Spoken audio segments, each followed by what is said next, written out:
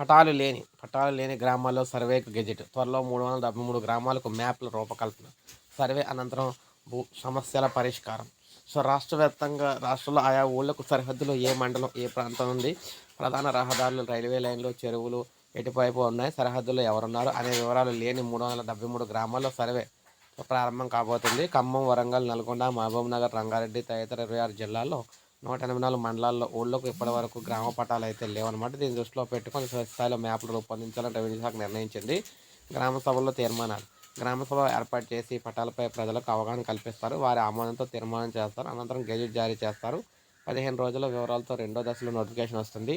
గ్రామంలోని భూ యజమానులకు సమాచారం అందిస్తారు. త్వరలో భూములకు సంబంధించిన నోటీసులు ఇస్తారు.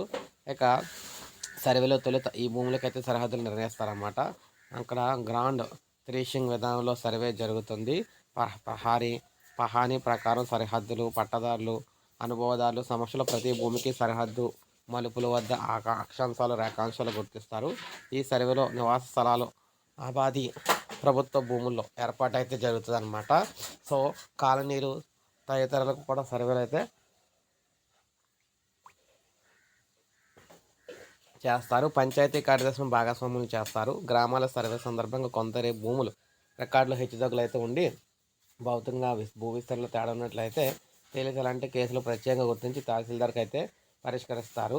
పట్టా భూముల్లో ప్రభుత్వ భూములు కలిసి ఉంటే లేదా పట్టాగా నమోదైన వాటికి పరిష్కారం అయితే లభిస్తుంది. సో మొత్తం అని చెప్పేసి రాష్ట్ర వ్యాప్తంగా సర్వే అయితే జరగబోతుంది అనమాట. సో ఇది మనకు అప్డేట్. ఒక లైక్ అండ్ సబ్స్క్రైబ్ చేసుకోవాలి. మన ఛానల్ సబ్స్క్రైబ్